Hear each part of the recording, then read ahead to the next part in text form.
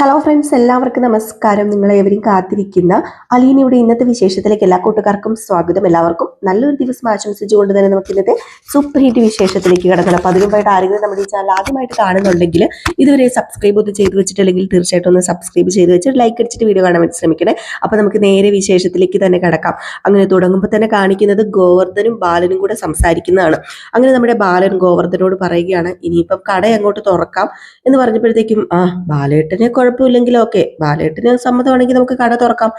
എനിക്ക് എന്താ സമ്മതക്കുറവ്, ഞാൻ ഏതായാലും പോലീസ് പ്രൊട്ടക്ഷൻ ആവശ്യപ്പെട്ടിട്ടുണ്ട്. പിന്നെ ഒരു കുഴപ്പമില്ലല്ലോ, പോലീസ് പ്രൊട്ടക്ഷൻ ഉണ്ടെങ്കിൽ പിന്നെ എന്താ പ്രശ്നം ഇരിക്കുന്നത്, നമുക്ക് ധൈര്യമായിട്ട് കടയൊന്ന് തുറക്കാന്നേ. നാളെയോ മറ്റന്നാളോ നമുക്ക് തുറക്കാം. ഇല്ലെങ്കിലേ നമ്മുടെ സ്റ്റാഫൊക്കെ വേറെ വല്ല പണിക്കും പോകും, അവർക്കും ജീവിക്കണ്ടേ. ഞാനിപ്പം സാലറി അഡ്വാൻസ് കൊടുത്ത് നിർത്തിയേക്ക എല്ലാവരെയും. അത് അങ്ങനെ നമുക്ക് തുടരാൻ പറ്റുമോ?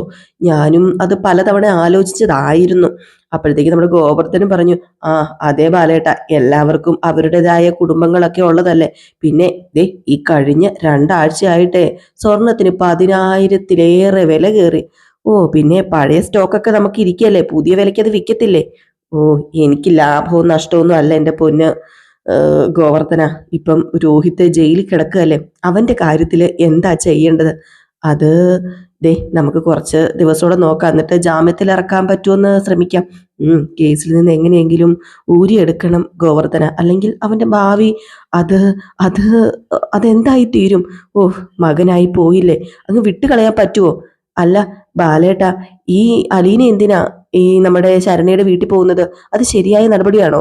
അത് ശരിയായ നടപടിയാണോ എന്ന് ചോദിച്ചാല് ഈ കുടുംബത്തിലെ ഒരാളെ എന്ന നിലയ്ക്ക് പോകാൻ പാടില്ലാത്തതാ. അല്ല, ബാലേട്ടന്റെ മോളല്ലേ, ബാലേട്ടൻ പറഞ്ഞ നിക്കത്തില്ലേ. ഗോവർദ്ധനൻ അവളുടെ കുടുംബത്തിന്റെ ചട്ടക്കൂടിലൊന്നും അല്ല ജീവിച്ചത്.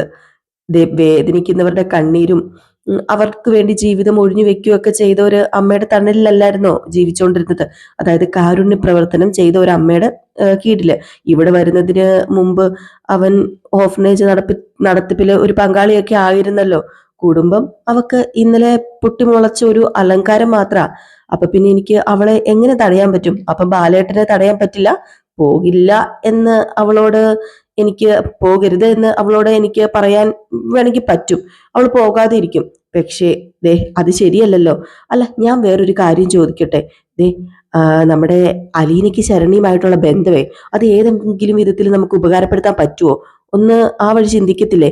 ആ പെണ്ണ് കോടതി ചെല്ലുമ്പം രോഹിത് നിരപരാധിയാണെന്ന് അങ്ങ് പറഞ്ഞാൽ പോരെ? അലീന വിചാരിച്ചു കഴിഞ്ഞിട്ടുണ്ടെങ്കിൽ അത് നടക്കത്തില്ലേ? എന്താടോ താനീ പറയുന്നത്?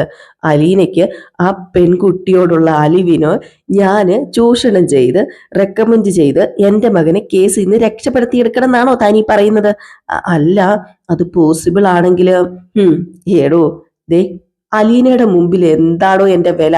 അത് തനിക്കറിയാമോ? ഞാൻ അങ്ങനെയൊക്കെ പറഞ്ഞു കഴിഞ്ഞാൽ എൻ്റെ വില എന്താകും? താൻ ഈ കോപ്പിലെ ഐഡിയ കൊണ്ട് വരരുത്. എനിക്ക് എൻ്റെതായ അഭിമാനവും ശരിയും ഒക്കെ ഉണ്ട്. ആ അഭിമാനം വിട്ട് പെരുമാറാൻ എന്നെ കൊണ്ട് പറ്റത്തില്ല. അത് പിന്നെ ഞാനൊരു സാധ്യത പറഞ്ഞതേ ഉള്ളൂ ബാലേട്ട, അല്ലാതെ വേറൊന്നും അല്ലാട്ടോ ഞാൻ പറഞ്ഞതെന്ന്. അപ്പോഴത്തേക്ക് നമ്മുടെ ബാലന്റെ പെങ്ങളും കൃഷ്ണമോളും കോഫിയും പലഹാരങ്ങളൊക്കെ കൊണ്ടുവരാണ്. അങ്ങനെ നമ്മുടെ പെങ്ങള് പറഞ്ഞു, ചായ കുടിച്ചോണ്ടിരുന്ന് ഇനി സംസാരിക്കുക. അല്ല, എന്തുണ്ട് ബാലേട്ട, നാളെ കട തുറക്കുവാണോ എന്നൊക്കെ ചോദിച്ചപ്പോഴത്തേക്കും അതെ, നാളെ കട തുറക്കണം, തുറന്നില്ലെങ്കിൽ ശരിയാവത്തില്ല, നാളെയോ മറ്റന്നാളോ തുറക്കണമെന്നാണ് തീരുമാനിച്ചിരിക്കുന്നതെന്നൊക്കെ പറഞ്ഞു. ഇതേ സമയം പിന്നെ കാണിക്കുന്നത് നമ്മുടെ വൈജയനെയാണ് കേട്ടോ. അപ്പം വൈജയുടെ ബിപിയോ പൾസോ ഒക്കെ പരിശോധിക്കുകയാണ്. അപ്പോഴത്തേക്കും നമ്മുടെ സിസ്റ്ററിനോട് പറഞ്ഞു, അതെ എനിക്ക് ഈ തലകണ ഒന്ന് പൊക്കി വെച്ച് തരുമെന്ന് ചോദിച്ചപ്പോ അതിനിപ്പോ എന്താ പൊക്കി വെച്ച് തരാന്ന് പറഞ്ഞ് പൊക്കി ഒഴിച്ചു കൊടുത്തു. അപ്പോഴത്തേക്ക് അവിടെ ഇരിക്കുന്ന ഫോൺ എടുത്തു തരാൻ പറഞ്ഞു, ഫോണും എടുത്തു കൊടുത്തു നമ്മുടെ വൈജയ്ക്ക് ആ സിസ്റ്റർ. ഈ ഒരു സമയത്ത് മാഡം ഗുളിക കഴിക്കാനുണ്ട് എന്ന് പറഞ്ഞ് ഗുളികയും എടുത്തു കൊടുത്തു ആ സിസ്റ്റർ. ഏതായാലും ഗുളികയൊക്കെ കഴിച്ച് പുള്ളിക്കാരി ഏതാണ്ട് സുഖവാസത്തിലാണ് ഒന്ന് വന്ന് കിടക്കുന്നത്. എന്ത് സുഖമാണ്, ജോലിയും ചെയ്യണ്ട, ഒന്നും ചെയ്യണ്ട, ആ ഹോസ്പിറ്റലിൽ കിടന്ന് എന്താ പറയുക, ഫോണും കുത്തിയിരിക്കുക. നേഴ്സുമാരുണ്ട് ജോലിയൊക്കെ ചെയ്യാനായിട്ട്, എന്തെടുക്കണമെന്നും ആവശ്യപ്പെടാൻ നേഴ്സുമാർ അവിടെ ഉണ്ടല്ലോ. അപ്പം സുഖവാസം എന്ന് വേണമെങ്കിൽ പറയാം. അങ്ങനെ ഫോണൊക്കെ എടുത്ത് വെച്ച് കുത്തുന്നുണ്ട് കേട്ടോ. ആരെയോ വിളിക്കുന്നതാണ് പുള്ളിക്കാരി. ഏതായാലും ഫോൺ എടുത്ത് വെച്ച് കുത്തിയത് വേറെ ആരെയും വിളിക്കാനല്ല, കമലേനെ എങ്ങാണ്ട് വിളിക്കാനായിരുന്നു. ഏതായാലും കമലയെ വിളിക്കാൻ നോക്കി കഴിഞ്ഞപ്പോഴത്തേക്കും ഫോൺ വിളിച്ചിട്ട് കിട്ടിയില്ല കേട്ടോ. എന്തെടുക്കോ ഇവിടെ എന്നൊക്കെ പറഞ്ഞിട്ട് ഫോൺ മാറ്റി വെച്ചു. അപ്പോഴത്തേക്കുമാണ് കമല എത്തി. എവിടെ? റൂമിന്റെ പുറത്ത്. വിസിറ്റേഴ്സ് ഉണ്ടെന്ന് പറഞ്ഞ് സിസ്റ്റർമാർ വന്നു. അപ്പോഴത്തേക്കും വിസിറ്റേഴ്സിനെ പറഞ്ഞു വിടാൻ പറഞ്ഞു. അങ്ങനെ അവര് വന്ന ഉടനെ നമ്മുടെ ശിവനും ഉണ്ട് കേട്ടോ. ശിവനും കമലയും കൂടെ വരുന്നത്. അങ്ങനെ ശിവൻ ചോദിച്ചു, എങ്ങനെയുണ്ട് ഇപ്പൊ എത്ര ദിവസമായി ഇതേ കിടപ്പ് തന്നെ, നിനക്ക് ഇവിടുന്ന് പോകണമെന്നൊന്നും ഇല്ലേ? ഓ, മടുത്ത എന്റെ പൊന്നു ശിവേട്ടാ, എനിക്ക് എങ്ങോട്ടേലും ഇറങ്ങി ഓടണമെന്ന് തോന്നും. അല്ല, കാല് രണ്ടും ഇങ്ങനെ ഇരിക്കുമ്പോ എങ്ങനെ ഇറങ്ങി ഓടുന്നു കമല? ഓ, ഓടാൻ വേണ്ടിയാണോ കമലയടുത്ത് ഞാൻ പറഞ്ഞത്? എനിക്ക് എന്താ വട്ടുണ്ടോ ഹോസ്പിറ്റലിൽ നിന്ന് ഇറങ്ങി ഓടാനായിട്ട്? എന്റെ മാനസികാവസ്ഥ ഞാനങ്ങ് പറഞ്ഞതാ. അല്ല, ഞാൻ നിന്നെ വിളിച്ചായിരുന്നല്ലോ, ഫോണ് ബെല്ലടിക്കുന്നില്ലല്ലോ. ഓ, ഫോണ് ഞാൻ ആ വീട്ടിലാ വെച്ചിട്ട് പോകുന്നത്, ഞാൻ ഫോൺ എടുത്തില്ല. അല്ല എന്റെ പൊന്നു വൈജെ, നിനക്ക് ഇവിടുന്ന് പോകത്തില്ലേ? എന്തിനാ വെറുതെ ഇവിടെ ഇങ്ങനെ കിടക്കുന്നത്? എങ്ങനെയെങ്കിലും ഡിസ്ചാർജ് ചെയ്ത് പോകാൻ നോക്ക്. അല്ലെങ്കിൽ പിന്നെ എല്ലാ ദിവസവും ഇവിടെ എങ്ങനെ നരകിച്ച ജീവിക്കുന്നത്? പിന്നെ അറിയാലോ അവിടുത്തെ കാര്യങ്ങളൊക്കെ, വല്ലാത്ത കഷ്ടത്തിലാ. അല്ല ശിവേട്ട, ഹരിയെ കാണാൻ പോയില്ലായിരുന്നോ എന്ന് വൈജി അപ്പൊ ചോദിച്ചു. അപ്പോഴത്തേക്ക് നമ്മുടെ ശിവൻ പറഞ്ഞു, ഹരിയെ കാണാനുള്ള അനുവാദം മാത്രമേ കിട്ടിയുള്ളൂ, രോഹിത്തിനെ കാണാനുള്ള അനുവാദം ഒന്നും കിട്ടിയില്ല. കണ്ടിട്ട് പ്രത്യേകിച്ച് കാര്യമൊന്നുമില്ല. പിന്നെ ഫുഡും അതുമൊക്കെ യഥാക്രമം കിട്ടുന്നുണ്ട്. ഹരിക്ക് പ്രത്യേകിച്ച് ക്ഷീണമൊന്നുമില്ല. അല്ല, ഞാൻ രോഹിത്തിന്റെ കാര്യം ചോദിച്ചില്ലേ? രോഹിത്തിനെ ഒന്ന് കാണത്തില്ലേ? ആഹാ, എന്റെ മകനെ കാണാൻ സമയം കിട്ടാത്തത് കൊണ്ടാണോ കാണാത്തത്? അത് പിന്നെ ഒരാളെ മാത്രമേ കാണിക്കത്തുള്ളൂ. ദേ, പിന്നെ അവനെ കാണാൻ വേണ്ടി നിന്റെ ഭർത്താവല്ലേ പോകേണ്ടത്? എനിക്കല്ലല്ലോ ഉത്തരവാദിത്തം. ബാലേന്ദ്രൻ പോകത്തില്ല, അലീനയും കെട്ടിപ്പിടിച്ചോണ്ട് അവിടെ ഇരിക്കത്തല്ലേ ഉള്ളൂ. ദേ വൈജയ്, നിന്റെ ഈ ദുഷിച്ച വർത്താനം ആദ്യം നിർത്താൻ നോക്ക്. ഞാൻ പറയുന്നതാണോ ശിവേട്ട കുറ്റം? ഈ ദുഷിച്ച പ്രവൃത്തി ചെയ്യുന്നവർക്ക് ഒരു കുഴപ്പമില്ല. ഇപ്പം ജയിലിലേക്ക് ചെന്ന് രോഹിനെ കണ്ടിട്ട് വലിയ ഗുണമൊന്നുമില്ല. റിമാൻഡ് കാലാവധി കഴിയുമ്പോ എങ്ങനെയെങ്കിലും ജാമ്യം എടുക്കാനാ നോക്കേണ്ടത്. അല്ല, റിമാൻഡ് കഴിയുമ്പോ വിട്ടയക്കത്തില്ലേ? ദേ, വീണ്ടും റിമാൻഡ് പോലീസ് ആവശ്യപ്പെട്ടാലുണ്ടല്ലോ ഭയങ്കര പ്രശ്നം. പിന്നെ തെളിവുകള് നശിച്ചു കളയുന്ന ഓർത്തുകൊണ്ട് പുറത്തിറക്കത്തില്ല അവര്. അല്ല, അവര് പുറത്തിറങ്ങിയിട്ട് എന്ത് തെളിവാ മായ്ച്ചു കളയുന്നത്? അല്ല, എന്തെങ്കിലും വകുപ്പ് പറഞ്ഞ് തടഞ്ഞു വെക്കും. നമ്മുടെ വക്കീല് അതിന് മീതെ കയറി വാദിച്ച് ജാമ്യം മേടിക്കണം. അല്ല, ഹരിക്ക് വേണ്ടി ശിവേട്ടൻ വക്കീലിനെ ഏർപ്പാടാക്കിയിട്ടുണ്ടാവും അല്ലെ? അങ്ങനെ പെട്ടെന്ന് ജാമ്യത്തിന് എടുക്കാൻ ഒരു വക്കീലിനെ വെച്ചായിരുന്നു. പക്ഷെ അത്രയ്ക്ക് പോരാ വൈജ, അതുകൊണ്ട് വേറൊരു നല്ല വക്കീലിനെ വെക്കണം. അപ്പൊ കമല പറഞ്ഞു, അല്ല വൈജ, ഈ അലീനയുടെ കാര്യം വല്ലതും അറിഞ്ഞോ? കോളനി പോയിട്ട് തിരിച്ചു വന്നോ? എനിക്കറിയത്തില്ല. കോളനി പോയോ തിരിച്ചു വന്നോ? അവളുടെ കാര്യത്തിൽ ഒരു തീരുമാനമാവൂലോ. കഴിഞ്ഞ ദിവസം അവരങ്ങ് തീർത്തെങ്കിൽ ശല്യം ഒഴിഞ്ഞാനെ കൂപ്പിന്റെ. ആഹാ, മണ്ണെണ്ണ ഒഴിച്ച് കുളിപ്പിച്ച് നിർത്തിയേക്കുമായിരുന്നു. തീപ്പെട്ടിക്കളി ഉരച്ചിട്ട് കത്തിയില്ല പോലും. എന്താ ഗതികേടെന്നൊന്ന് ആലോചിച്ച് നോക്കിക്കേ. ഓഫ്, ആ തീപ്പെട്ടി കത്താത്തത്. അതെ കമലെ, അവളുടെ സമയമായിട്ടില്ല. ജോലി ഇനിയും ബാക്കി കിടക്കുക. കുടുംബം കലക്കി കുഴച്ച് 4നെ 4 വശത്താക്കണ്ടേ. എന്നെ ബാലേന്ദ്രനെ തമ്മിൽ പിരിക്കണ്ടേ. എല്ലാം കഴിഞ്ഞിട്ടേ അവൾ ഇവിടുന്ന് പോകത്തുള്ളൂ. അപ്പോഴത്തേക്ക് നമ്മുടെ ശിവൻ പറഞ്ഞു, എന്റെ പൊന്നു വൈജൻ, നീ നിർത്തുന്നുണ്ടോ? നീ വിവരമില്ലാതെ ഓരോന്ന് പറയാതെ. ഇനി ശിവേട്ടൻ നോക്കിക്കോ, മറ്റേ പെണ്ണിന്റെ കൂടെ ചേർന്ന് രോഹിത്തിനും ഹരിക്കിട്ടും അവള് പാര വെക്കും, ഒരു സംശയം വേണ്ട. എന്റെ പൊന്നു വൈജൻ, നിന്നോട് ഒന്നും ഞാൻ പറയുന്നില്ല. പറയണ്ട ശിവേട്ട, എനിക്കറിയാന്ന്. ഇത്രയും കേട്ടപ്പോഴത്തേക്കും നമ്മുടെ ശിവന് നല്ല ചോറിഞ്ഞ വർത്താനം വന്നിട്ട് ഇറങ്ങിപ്പോയി കേട്ടോ. എങ്ങനെ വരാതിരിക്കും? അലീനെ ഇങ്ങനെ കുറ്റപ്പെടുത്തിക്കൊണ്ടിരിക്കുകയല്ലേ, ഒന്നും അറിയാതെ കുറ്റപ്പെടുത്തിക്കൊണ്ടിരിക്കുന്നത്. എല്ലാം അറിയുന്ന ശിവന് ഇത് കേൾക്കുമ്പോ പിന്നെ ചൊറിഞ്ഞു വരത്തില്ലേ? ഏതായാലും ഇത് കഴിഞ്ഞ് പിന്നെ കാണിക്കുന്ന സീൻ എന്ന് പറഞ്ഞിട്ടുണ്ടെങ്കിൽ നമ്മുടെ ശിവൻ ഒരു കോഫിയൊക്കെ കുടിച്ചോണ്ട് ഇങ്ങനെ ഇരിക്കുകയാണ് കേട്ടോ. ആകപ്പാടെ മൊത്തം എന്താ പറയുക, ഒരു സ്വസ്ഥതയും സമാധാനവും ഒന്നും ഇല്ലാത്തൊരു ജീവിതം. മക്കൾ ഇങ്ങനെ ഓരോന്ന് ചെയ്തു വെച്ച് കഴിഞ്ഞിട്ടുണ്ടെങ്കിൽ എങ്ങനെയാണ് സ്വസ്ഥതയും സമാധാനവും ഒക്കെ കിട്ടുന്നത്? അങ്ങനെ കോഫി ഇങ്ങനെ കുടിച്ചോണ്ടിരിക്കുമ്പം കമല വരിക. കമല വന്നിട്ട്, അതെ നീ ആ ഫോൺ ഒന്ന് എടുത്തേ. എന്താ, എന്തിനാ ഇപ്പൊ ഫോൺ എടുക്കുന്നത്? അതെ, ബാലേന്ദ്രനെ ഒന്ന് വിളിക്കണം. അതെ ബാലേട്ടാ, നല്ലതാ, ബാലേന്ദ്രനെ ഒന്ന് വിളിച്ചിട്ട് രോഹിത്തിന്റെ കാര്യം ഒന്ന് സംസാരിക്കുക. എന്താ, രോഹിത്തിന് മാത്രം എന്താ പ്രത്യേകിച്ച് എന്ത് കാര്യം? ഹരിയുടെ കൂടെ ജയിലിൽ കിടക്കുകയല്ലേ? അതല്ല എന്റെ പൊന്നു ബാലേട്ടാ, കടപ്പാട്ടൂര് അലീന ഇപ്പൊ 2 തവണ ആ പെണ്ണിനെ കാണാനായിട്ട് പോയേക്കുമല്ലേ? ആ ശരണ്യയില്ലേ, അതിനിപ്പോ ഞാൻ എന്താ കമല വേണ്ടത്?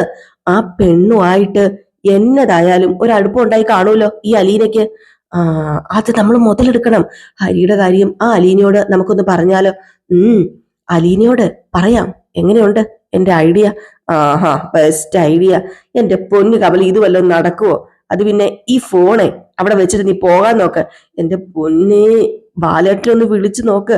ഹരിയുടെ കാര്യം കൂടി ഒന്ന് പരിഗണിക്കാൻ പറ. രോഹിത്തിന്റെയും ഹരിയുടെയും കാര്യം ഒന്ന് പറഞ്ഞു നോക്കാൻ പറ. ആ പെണ്ണിനെ കാണാൻ എല്ലാ ദിവസവും അലീന പോകുന്നുണ്ടല്ലോ. ഇനിയിപ്പോ അതിന്റെ ഒരു കുറവും കൂടെ ഉള്ളൂ എന്നും പറഞ്ഞിട്ട് നമ്മുടെ ബാലനെ വിളിച്ചോട്ടെ. ഏതായാലും നമ്മുടെ കമല പറഞ്ഞ ഐഡിയ ഏകദേശം നല്ലൊരു ഐഡിയ ആണല്ലോ. എന്നാ പിന്നെ വിളിച്ചേക്കാന്ന് പറഞ്ഞുകൊണ്ട് നേരെ വിളിക്കുകയാണ് നമ്മുടെ ബാലനെ. ഈ സമയത്ത് നമ്മുടെ കമല സ്പീക്കറിലിട്ടിട്ട് സംസാരിക്കാൻ. അങ്ങനെ നമ്മുടെ ബാലചന്ദ്രൻ ഫോൺ എടുത്തപ്പോഴത്തേക്കും, ബാലചന്ദ്ര, നീ ഹോസ്പിറ്റലിൽ വന്നിട്ട് ഒന്ന് വിളിച്ചില്ലല്ലോടാ? ആ, വിളിച്ചിട്ട് ഇപ്പൊ എന്നാ പറയാനാ?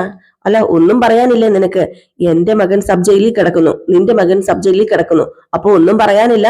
ആ, അതിപ്പം നമുക്ക് രണ്ടുപേർക്കും അറിയാവുന്ന കാര്യമല്ലേ സബ് ജയിലാണെന്ന്. ഇതിപ്പോ അങ്ങോട്ടും ഇങ്ങോട്ടും പറഞ്ഞ് ചെണ്ട കൊട്ടി ആഘോഷിക്കേണ്ട കാര്യമൊന്നും അല്ലല്ലോ. അല്ല, അവനെ എങ്ങനെയെങ്കിലും ഒന്ന് രക്ഷപ്പെടുത്തണ്ടേ ബാലേന്ദ്ര? മക്കളായി പോയില്ലേ? നമ്മൾ പരിശ്രമിച്ചില്ലെങ്കിൽ അവരുടെ ഭാവി അടഞ്ഞു പോവും, തൊലഞ്ഞു പോവും. ആ, നിനക്ക് എന്തെങ്കിലും ഐഡിയ ഉണ്ടെ പറ ശിവ. ഞാൻ നോക്കിയിട്ട് ഒരെത്തും പിടിയും കിട്ടുന്നില്ല. എന്താ, നിനക്ക് വല്ല ഐഡിയ ഉണ്ടോ? അത് പിന്നെ ബാലേട്ട, ഞാൻ പറയുന്നത് കേൾക്കുമ്പം നീ പറയ. കേസിന്റെ വകുപ്പും സ്വഭാവവും ഒക്കെ നിനക്ക് നന്നായിട്ട് അറിയാലോ. അത് പിന്നെ ഞാനും രാജീവനും കൂടെ ഓടിയിട്ട് ഒരു എത്തും പിടിയും കിട്ടുന്നില്ല. ദേ, ഞാന് അങ്ങ് മേളില് വരെ പോയി, അറിയാലോ. അതെ, മന്ത്രിനെ വരെ കണ്ടു. എന്നിട്ട് ആരും നമ്മുടെ വശത്ത് നിൽക്കുന്നില്ല. പിന്നെ റേപ്പ് ചെയ്ത രണ്ടുപേരുടെ വശത്ത് ആരെങ്കിലും നിൽക്കുവോ? അത് പിന്നെ 25 ലക്ഷം വരെ ഓഫർ വിട്ടു നോക്കി ബാലേട്ട. പക്ഷേ എന്ത് ചെയ്യാനാ, ആ ഓഫറിലും വീഴുന്നില്ല. ഈ ആൾക്കാരുണ്ടല്ലോ, ചുടി വളഞ്ഞിട്ട് ആക്രമിക്കുക. ആ വീട്ടുകാരുടെ അടുത്തേക്ക് അടുക്കാൻ പറ്റത്തില്ലാത്തൊരവസ്ഥ. 10-25 ലക്ഷം രൂപ കൊടുത്ത് തേച്ചു മാച്ച് കളയാന്നൊക്കെ ഓർത്തതാ. പക്ഷെ അതിനും നടക്കുന്നില്ല. പോലീസുകാരും സംഘടനക്കാരും രാഷ്ട്രീയക്കാരും ഒന്നും സമ്മതിക്കുന്നില്ല. പിന്നെ എന്ത് ചെയ്യാനാ? ഏതായാലും ഒരു കാര്യം ചെയ്താലോ ബാലേട്ടാ നമുക്ക്? എന്ത് കാര്യോ? ഇനിയിപ്പോ എന്ത് ഐഡിയ നിനക്കുള്ളത്? പറ, എന്ത് ഐഡിയ ഉണ്ടെങ്കിലും നമുക്ക് നോക്കാം. അത് പിന്നെ വേറൊന്നും അല്ല എന്റെ ബാലേട്ടാ. അല്ല, ഈ അലീനയും ശരണ്യയും നല്ല ബന്ധത്തിലാണ്. അവളെ കാണാൻ വേണ്ടി അലീന പോയായിരുന്നു എന്നൊക്കെ പറയുന്നത് കേട്ടല്ലോ. അത് പിന്നെ ആ ബന്ധം എന്താണെന്ന് ചോദിച്ചു കഴിഞ്ഞാലേ, അവള് ചില ചാരിറ്റി പ്രവർത്തനങ്ങളൊക്കെ ചെയ്യുന്നുണ്ട്. അപ്പം ആ ഒരു ഇതിന്റെ മാത്രം. പിന്നെ അറിയാലോ, അന്ന് അവളെ തീ കൊളുത്താൻ വേണ്ടി തുടങ്ങിയതാ അവിടെ ചെന്നപ്പം. അപ്പോഴത്തേക്കും കമല, അല്ല, രണ്ടാമത് പോയപ്പം പ്രശ്നമൊന്നും ഇല്ലായിരുന്നല്ലോ. അല്ല, അലീന വിചാരിച്ചാല് എന്തെങ്കിലും ഒരു വഴി കിട്ടത്തില്ലേ? അല്ല, നമുക്ക് അവര് ചോദിക്കുന്ന പണം എത്രയാണെന്ന് വെച്ചാൽ അലീനയുടെ കയ്യിൽ കൊടുത്തയക്കാം. അലീന അവരുമായിട്ട് ഒരു ധാരണ ഉണ്ടാക്കിയാൽ മാത്രം മതി ബാലേട്ട. എന്റെ പൊന്നു ശിവേട്ട, അത്രയ്ക്കും വക്രബുദ്ധിക്കൊന്നും വഴങ്ങുന്നവളല്ല അവള്. അതാദ്യം ഒന്ന് മനസ്സിലാക്കുക. പിന്നെ ശിവേട്ടന് വേറെ വല്ല കാര്യം പറയാനുണ്ടെങ്കിൽ പറയ. ബാലചന്ദ്ര, ഇങ്ങനത്തെ അടിയന്തര സാഹചര്യങ്ങളിൽ സഹായിക്കാൻ കടപ്പെട്ടവരല്ലേ കൂടപ്പിറപ്പുകള്. അങ്ങനെയല്ലേ വേണ്ടത്. അല്ലെങ്കിൽ പിന്നെ ഈ സഹോദര സ്നേഹം, രക്തബന്ധം എന്നൊക്കെ പറയുന്നതിൽ എന്തെങ്കിലും അർത്ഥമുണ്ടോ ബാലേട്ട? ഓ ശിവേട്ട, ഈ കമലയിടത്ത് ഓരോ പൊട്ടത്തരം പറയുന്നത് കേട്ടിട്ട് അത് മനസ്സിൽ വെച്ച് എന്നെ വിളിക്കാൻ നിൽക്കരുത്. ശിവേട്ടനൊരു കോമൺ സെൻസ് ഇല്ലേ? അത് ഒന്ന് ഓർക്ക്, അല്ലെങ്കിൽ മനസ്സിലാക്കുക. അല്ല, ഞാനൊന്ന് സൂചിപ്പിച്ചെന്നേ ഉള്ളൂ. ഏതായാലും നടക്കുമെങ്കിൽ നടക്കട്ടെ, ഇല്ലെങ്കിൽ വേണ്ട. നടക്കൂല എന്ന് പറഞ്ഞാൽ നടക്കൂല, ആ കാര്യം നടക്കില്ല. മനുഷ്യന് തരം താഴുന്നതിനൊരു പരിധിയില്ലേ? വെറും ക്രിമികളാകാൻ പാടില്ല നമ്മള്. എന്നാ പിന്നെ ശരി ബാലേട്ടാ, ശരി, എനിക്ക് വിശക്കുന്നു, ഞാൻ പിന്നെ വിളിക്കാന്ന് പറഞ്ഞ് ശിവൻ ഫോൺ കട്ട് ചെയ്യാണ് കേട്ടോ. ശിവന് മനസ്സിലായത് അത് ഏക്കത്തില്ലത്, അതുകൊണ്ടാണ് ശിവൻ ഫോൺ കട്ട് ചെയ്തത്. ഏതായാലും ബാലചന്ദ്രന്റെ മനസ്സിൽ ഗോവർദ്ധനൻ പറഞ്ഞതും ശിവൻ പറഞ്ഞതും ഒക്കെ ഇരിപ്പുണ്ട്. ഒരു കണക്കിന് ആ ഒരു റൂട്ടിലൂടെ പിടിച്ചു കഴിഞ്ഞിട്ടുണ്ടെങ്കിൽ രക്ഷിക്കാൻ പറ്റൂലോ എന്നൊരു ഇത് നമ്മുടെ ശിവനും ഗോവർദ്ധനൊക്കെ തോന്നിയത് തെറ്റല്ല. കാരണം ആർക്കാണെങ്കിലും അത് തോന്നും. ഈ സമയത്താണെങ്കിൽ പിന്നെ കാണിക്കുന്നത് നമ്മുടെ ശിവനെയും കമലയാ. അങ്ങനെ കമല പറയുക, ഓ അലീനെ പേടിയായാക്ക്, അതുകൊണ്ട് തന്നെയാ, നിങ്ങൾ നോക്കിക്കോ, അവസാനം അവള് ശരണ്യയുടെ കാല് പിടിച്ചിട്ടെങ്കിലും രോഹിത്തിനെ രക്ഷിച്ചെടുക്കും. പിന്നെ ഈസി അല്ലേ ഇപ്പം. നീ വിചാരിക്കുന്ന പോലെ ഒന്നും അല്ല അലീന. ഓ പിന്നെ ആർക്കും ഒരു ഉപകാരവും ഇല്ല. എന്നാലും എല്ലാരും കൂടെ എടുത്ത് തലയെ വെച്ചേക്കുക. ഭയങ്കര കുലീനതയല്ലേ അവക്ക്. എന്റെ പൊന്നു ശിവേട്ട, ഒന്ന് പോകുന്നുണ്ടോ എന്ന് പറഞ്ഞിട്ട് കമലയ്ക്ക് ദേഷ്യം വന്നിട്ട് കമല അങ്ങ് പോയി കേട്ടോ. ശിവൻ ഇങ്ങനെ തൂണും ചാരിയൊക്കെ നിൽക്കുകയാണ്. ഇനിയിപ്പൊ എന്ത് ചെയ്യുന്നൊക്കെ ഓർത്തുകൊണ്ട്. ഏതായാലും ഈ സീൻ കഴിഞ്ഞ് പിന്നെ കാണിക്കുന്ന സീൻ എന്ന് പറഞ്ഞാല്, നമ്മുടെ ബാലചന്ദ്രൻ നേരെ കൈതക്കൽ തറവാട്ടിലേക്ക് വരികയാണ്. ഏതായാലും അവിടെ മനു ഉണ്ടായിരുന്നു. മനു ആണ് സത്യം പറഞ്ഞ ബാലചന്ദ്രനെ കാണുന്നത്. ബാലചന്ദ്രനെ കണ്ടത് മനുവിന് ഭയങ്കര സന്തോഷം കേട്ടോ. മനു ഹായ് അങ്കിളെ എന്നൊക്കെ വിളിച്ചിട്ട് വാതിലൊക്കെ തുറന്ന് അകത്തേക്ക് കയറ്റുക. കമല അവിടെ ഉണ്ട്. അപ്പോഴേക്കും നമ്മുടെ മനു ചോദിച്ചു, അല്ല അച്ഛൻ എന്തിയമ്മേ? ദേ അങ്കിളെ ഇവിടെ ഇരിക്കുക, അച്ഛൻ ഇപ്പൊ വരുമായിരിക്കും. അച്ഛൻ എന്തിയെന്നല്ലേ അമ്മ ചോദിച്ചത്? അത് പിന്നെ ഇപ്പൊ വരുമായിരിക്കും, ഇവിടെ എങ്ങാണ്ടുണ്ട്. ഇതിൽ കമലയ്ക്ക് വലിയ മീച്ചൊന്നും ഇല്ലാട്ടോ നമ്മുടെ ബാലചന്ദ്രനെ കണ്ടിട്ട്. ഈ സമയത്ത് ബാലചന്ദ്രൻ പറയുന്നുണ്ട്, ഞാനിവിടെ വന്നത് അലീനി അന്ന് കൊണ്ടുപോകാൻ വേണ്ടിയാ. അന്ന് ഞാനിവിടെ ഇല്ലാത്തതുകൊണ്ട് എനിക്ക് ഓർമ്മയില്ല എന്നിങ്ങനെ മനു പറയുകയും ചെയ്തു. അപ്പോഴത്തേക്കും ബാലചന്ദ്രൻ പറഞ്ഞു, എന്നാ പിന്നെ ഞാനേ ഒന്ന് അമ്മേനെ ഒന്ന് കാണട്ടെ എന്ന് പറഞ്ഞ് മുത്തശ്ശീനെ കാണാൻ വേണ്ടി റൂമിലേക്ക് കയറുകയും ചെയ്തു കേട്ടോ. അപ്പൊ ശിവൻ ഫ്രഷ് ആകുവോ കുളിക്കുവോ എന്തൊക്കെയോ ചെയ്യുകയാണ്. കമലയ്ക്ക് ഞാൻ പറഞ്ഞല്ലോ മീച്ചയില്ല. കമല അടുക്കളയിലേക്ക് പോയി ബാലചന്ദ്രൻ വന്നപ്പം. ഏതായാലും അങ്ങനെ നമ്മുടെ സൗദാമിനി അമ്മൂമ്മേനെ ഒത്തിരി നാൾക്ക് ശേഷം നമ്മുടെ ബാലചന്ദ്രൻ കാണാൻ വേണ്ടി കയറിയതും നമ്മുടെ ബാലചന്ദ്രനെ കണ്ടതും സൗദാമിനി ഞെട്ടിപ്പോയിട്ട് വന്നിട്ട്, നീ എപ്പ വന്നടാ? അത് ഞാനിപ്പം വന്നതേ ഉള്ളൂ. എന്തുണ്ട് വിശേഷം? സുഖവാസമൊക്കെ അടിപൊളിയാണോ? അല്ല, ഇവിടെ എങ്ങനെയുണ്ട്? നല്ല സുഖമായിട്ട് കിടക്കാനും ഒക്കെ പറ്റുന്നില്ലേന്ന് ചോദിച്ചപ്പോ, അതെന്താടാ നീ അങ്ങനെ ചോദിച്ചത്? അല്ല, കടപ്പാട്ടൂര് അലീന വേണ്ടതെല്ലാം ചെയ്തു തന്ന് നോക്കിക്കൊണ്ടിരുന്നപ്പം അത്രയ്ക്ക് സുഖം പോരായിരുന്നല്ലോ, അതുകൊണ്ടാ ഞാൻ ഇവിടെ സുഖിക്കുവല്ലേ എന്നൊക്കെ ചോദിച്ചത്.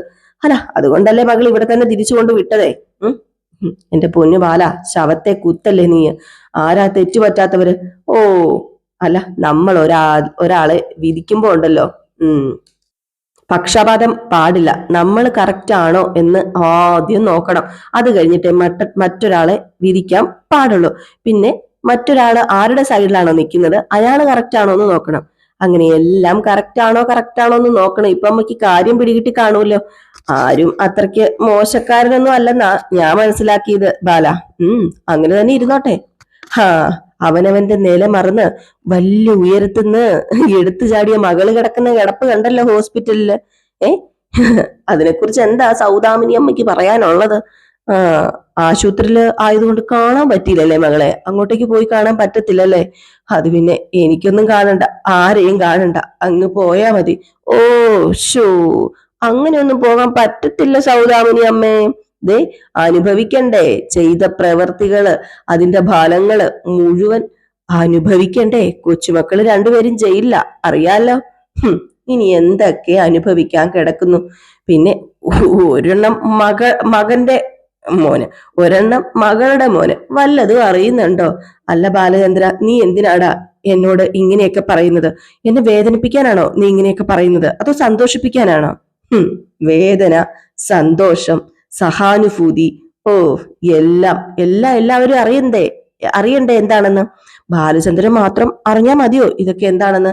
എല്ലാവരും അറിയണം. സങ്കടം, സന്തോഷം, ദയ, സഹാനുഭൂതി, അങ്ങനെ എല്ലാവരും എല്ലാം അറിയണം. ഞാനൊരു തെറ്റേ ചെയ്തിട്ടുള്ളൂ. അതെന്ത് തെറ്റാണെന്ന് സൗദാമിനി അമ്മയ്ക്ക് അറിയാമോ? മോഹിച്ച പെണ്ണിനെ വിവാഹം കഴിച്ചു. അതിന്റെ ശിക്ഷ കഴിഞ്ഞ 22 വർഷം അറിയാതെ അനുഭവിച്ചു കൊണ്ടിരുന്ന ഒരാളാണ് ഈ ബാലചന്ദ്രൻ. ഇപ്പം അറിഞ്ഞുകൊണ്ട് ഈ ബാലചന്ദ്രൻ അനുഭവിച്ചുകൊണ്ടിരിക്കുക അതിന്റെ ശിക്ഷ. അല്ല വൈജ അവളുടെ അറിവില്ലായ്മ കൊണ്ട് വല്ലതും ഒക്കെ ചെയ്തു പോയാല് അറിവുള്ള നീ അത് പൊറുക്കണ്ടേ ബാല? നീയല്ലേ പൊറുക്കേണ്ടത്?